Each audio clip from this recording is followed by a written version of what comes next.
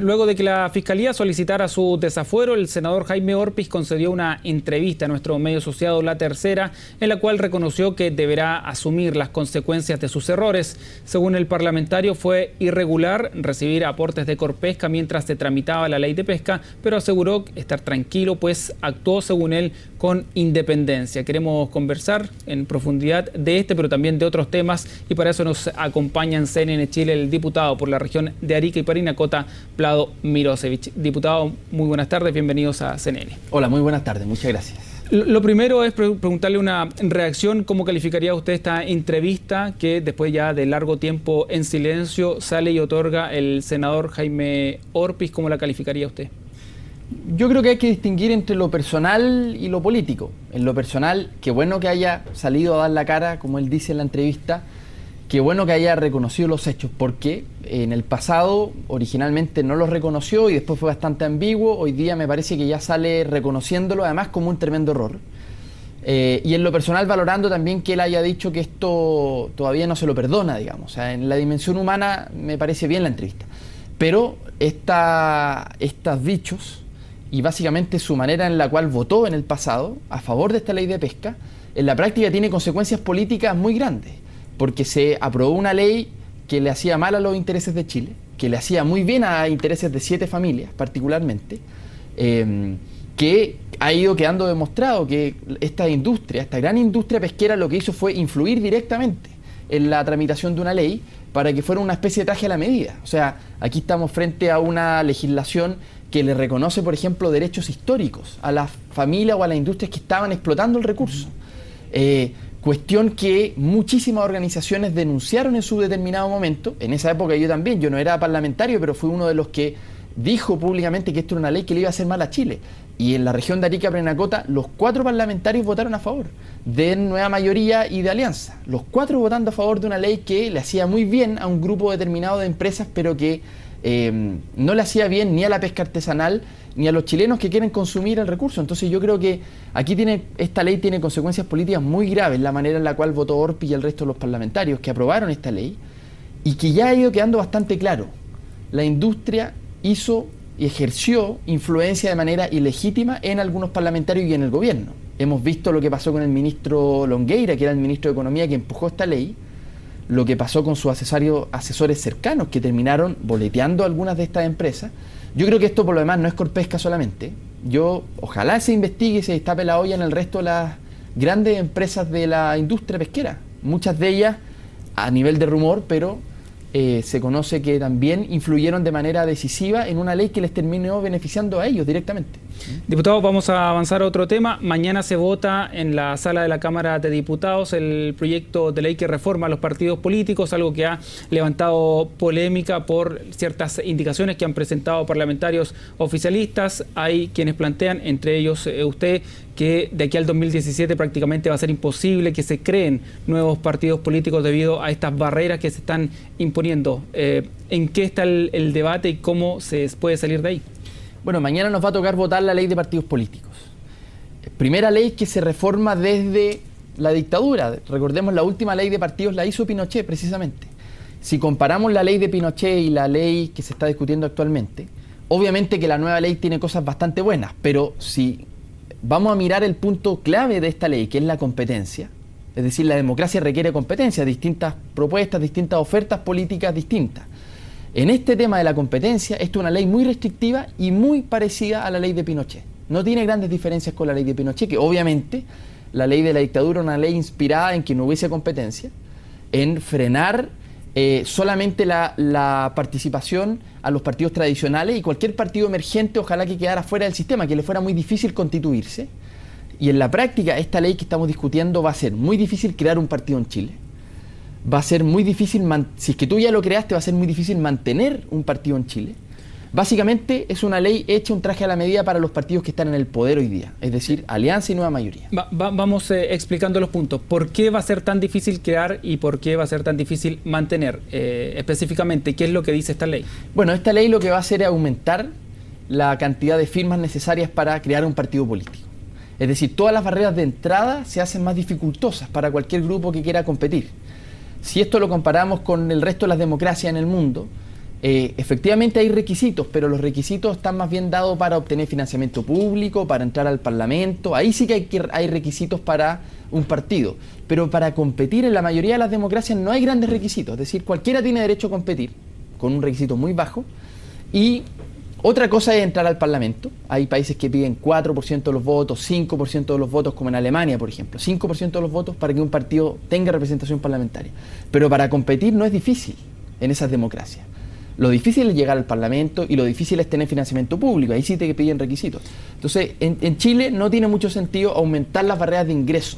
El único sentido que tiene hacer eso es mantener en el poder a los que hoy día están en el poder. ¿Y quién es el responsable de que estas indicaciones o en la ley hoy por hoy esté redactada de esa forma, o el proyecto de ley? Bueno, los responsables son claramente la nueva mayoría, un sector de la nueva mayoría, no todos. Hay algunos, como por ejemplo el diputado Pepe Out, que ha dicho claramente que esto es una colusión.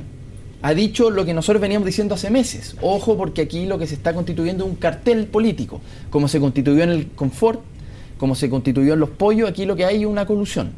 Y el diputado Pepe Out y otros lo han dicho y espero que mañana voten de manera coherente en contra de la ley. Y obviamente sectores de la alianza, yo diría mayoritariamente la alianza, que también quiere ponerse de acuerdo para frenar la competencia. ¿Y qué pasa con el gobierno, el rol que ha jugado en la presentación de indicaciones? ¿No ha defendido, por ejemplo, las posturas que ustedes pretenden que se defiendan? Bueno, el gobierno, recordemos que en el cambio del binominal había logrado un acuerdo con los partidos emergentes o el comité independiente, había logrado un acuerdo con nosotros para bajar las barreras de entrada, es decir, abramos la competencia. No basta cambiar el binominal, abramos la competencia, que los chilenos decidan libremente. Y el gobierno lo hizo. El ministro Peñalillo en ese entonces logró un acuerdo para bajar las barreras de entrada y abrir la competencia. Pero este gobierno, ahora el mismo gobierno con el cual nosotros firmamos un acuerdo, hoy día lo que está haciendo es borrar con el codo lo que escribieron. El mismo gobierno, pero hay un comité político distinto. Hay un comité político distinto, por supuesto. Un comité político que lamentablemente está favoreciendo a los partidos más bien tradicionales, a los que están instalados en el poder. No quieren. Y la pregunta que yo me hago de fondo es, cuando hay una crisis política, lo que tiene que haber es mayor propuesta, mayores ofertas distintas. La gente elegirá. Pero si es que en medio de la crisis política lo que estamos haciendo es reducir el menú a los mismos de siempre, los mismos platos de siempre, no creo que venga una salida política por ahí. La gente no va a mirar a los mismos partidos con otro ojo solo porque ellos a través del Congreso estén ganando las elecciones por secretaría. Porque en el fondo esto es la manera de mantener el binominal. O sea, el binominal se modificó, pero con la ley de partidos restringamos la oferta. O sea, en la práctica es una manera de mantener el binominal vivo.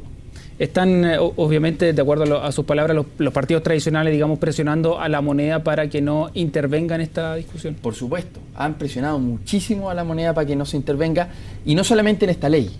Recordemos la ley de fortalecimiento de la democracia, que es una ley que va a dar financiamiento público a los partidos, con lo cual yo estoy completamente de acuerdo. Aunque sea impopular, yo lo voy a defender siempre. Los partidos en Chile, las campañas tienen que ser de financiamiento público. Es la única manera de sacar a los Corpesca, sacar a los Penta de entre medio. Es la única manera de hacerlo. Por lo tanto, pero bueno, ¿qué ha sucedido en esa ley? El gobierno y el ministro Izaguirre tenían una convicción que era abramos la cancha. Pero los parlamentarios de Alianza y Nueva Mayoría, algunos de ellos se pusieron de acuerdo para que el financiamiento sea solo para Alianza y Nueva Mayoría. Ahí el gobierno lo ha hecho bien y el gobierno no le siguió el amén a los parlamentarios y emparejó la cancha, es decir, el financiamiento va a ser más bien parejo. Eso lo ha hecho bien el gobierno. Pero en este tema de la ley de partidos, más bien el gobierno se ha mantenido neutral y le está dando el amén a aquellos que quieren reducir la competencia y dejar afuera a todos los nuevos movimientos. Vamos a los argumentos que plantean los que defienden estas barreras para la creación de partidos, y ellos hablan de la atomización del sistema de partidos, que finalmente lo que puede llevar a que sea ingobernable el país, digamos, porque no se constituyen como bisagras, digamos, en ciertas situaciones, minorías respecto a lo que piensan mayoría. ¿Qué se responde a ese argumento?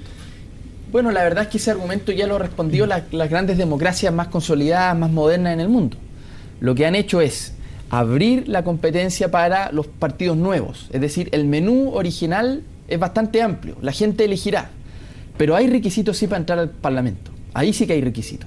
Y todavía hay más requisitos para obtener financiamiento público. Y ahí me parece bien. Creo que no cualquiera podría tener financiamiento público, tiene que tener a lo menos un porcentaje de la población representando. Me parece bien eso. Pero no me parece bien que quieran por secretaría reducir el menú a 4 o 5 platos. No me parece bien. Los chilenos tendrán que elegir. Si los chilenos están acostumbrados a elegir en el mercado el producto que quieren, con distorsiones, porque hemos visto lo que pasa con el confort y con otras industrias, pero en general los chilenos están acostumbrados a elegir, y me parece genial, en el mundo de la economía. ¿Por qué no van a poder elegir en el mundo de la política?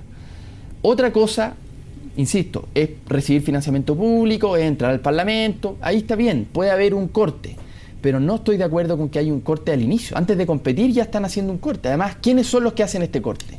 Los mismos partidos que están en el poder y que no quieren que vengan otros a disputarle el poder. Entonces, no me parece, sobre todo en este estado de crisis política actual, que la única manera de que esto se resuelva es que hayan propuestas nuevas en el sistema. Si van a estar los mismos de siempre, le aseguro que las encuestas no van a mejorar, le aseguro que va a haber la misma crisis política.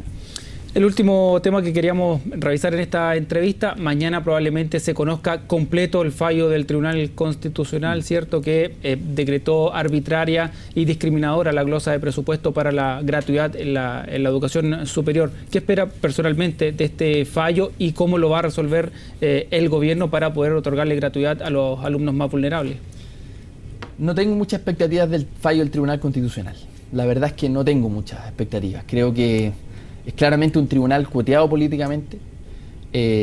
Más bien yo me hago la pregunta anterior, y la pregunta anterior es: las protestas del 2011 eran protestas por cambiar las reglas del juego del sistema de educación superior, no eran solamente por la gratuidad. Reducirlo a eso me parece reduccionista, incluso hasta oportunista, porque el gobierno adelanta la gratuidad para el 2016 antes de cambiar los pilares fundamentales del sistema de educación superior. Lo hace por una razón más bien electoral, por las encuestas. Lamentablemente lo hace por eso. Pero si realmente queremos cambiar el sistema de educación superior, lo que hay que ir a discutir son las reglas del juego. Y de ahí vamos a discutir sobre gratuidad. La pregunta es: ¿cómo le vamos a dar financiamiento a universidades que lucran? Yo no estoy dispuesto a hacer eso. ¿Cómo le vamos a dar financiamiento a universidades que lucran o a universidades que no cumplen objetivos públicos, no cumplen bienes públicos? Entonces yo me pregunto, primero cambiemos las reglas del juego para hacer el corte de quién puede estar en el sistema de educación superior y quién no. Porque aquí en Chile hay universidades que no deberían ser universidades, así de simple. Tenemos una ley de acreditación de un país tercermundista, tenemos una educación tercermundista, porque esa ley de acreditación está hecho para que hayan universidades rascas que reciban financiamiento, sus estudiantes que reciban financiamiento de otro negocio muy lucrativo, que es el negocio bancario de los préstamos. Entonces, en la práctica, para que la gente entienda mi posición, cambiemos los pilares fundamentales de las reglas del juego del sistema de educación superior y después vamos a la gratuidad. Yo siempre he estado de acuerdo con la gratuidad, pero darla así, para el 2016, de manera apresurada, sin haber cambiado ni una coma del sistema de educación superior, no creo que sea el gran espíritu de las protestas del 2011. Ok, pero eso ya no se hizo. Por lo tanto, el gobierno tiene que resolver este tema de aquí a mañana, cuando ya conozca el fallo. A su juicio, ¿cómo debería resolverlo el gobierno hoy? Me parece que lo mejor es una ley corta. Creo que entiendo es lo que el gobierno también está estimando, digamos. Una ley corta que pueda definir los criterios bajo los cuales una universidad podría tener financiamiento en el 2016. Y eso de acuerdo con la acreditación que existe ahora, porque bajo el corte que existe lamentablemente ahora es el único recurso que hay, tener que apalancarse en esta ley de acreditación, que por supuesto es una mala ley de acreditación, a mí no me cabe ninguna duda, pero tendría que ser eso, no veo otra alternativa. ¿Y aun cuando hay universidades estatales que quedarían fuera? Yo creo que sí, si es que hay algunas universidades estatales que no cumplen con la calidad necesaria, ni siquiera con esta ley de acreditación que ya es baja, que ya es bastante, flexible. Me parece que si hay universidades del Estado que no cumplen con esos requisitos, bueno, no tendrán que tener financiamiento público en esta glosa, a lo menos de gratuidad, porque esas universidades del Estado tienen que estar a la altura. Ahora, también es cierto que el Estado ha abandonado completamente sus propias universidades. Eso es cierto, la ha abandonado. Ahora, si hay 3 de ellas que hoy día no cumplirían con esta ley de acreditación, me parece que tendrían que quedar afuera, así de simple, porque lo que hay que velar no es sobre la propiedad de quién es dueño de esa universidad. El tema es si es que esas universidades están en condiciones de estar en el sistema de educación superior o no. Esa es la discusión de fondo. Bajo esa lógica, si es que quedan fuera, bueno, quedan fuera, simplemente. Y el Estado tendrá que hacerse cargo de invertir realmente para que mejoren y para que en el futuro puedan estar a la altura, no de esta ley de acreditación picante que tenemos y del país tercermundista, de una verdadera ley de acreditación que deje afuera completamente las universidades lucrativas, que deje afuera a las universidades que solo hacen clases y que no tienen extensión, que no investigan. No pueden ser universidades ese tipo de instituciones. Vlado Mirosevich, diputado por la región de Arica y Parinacota, muchas gracias por venir a CNN Chile. Bien, gracias a ustedes.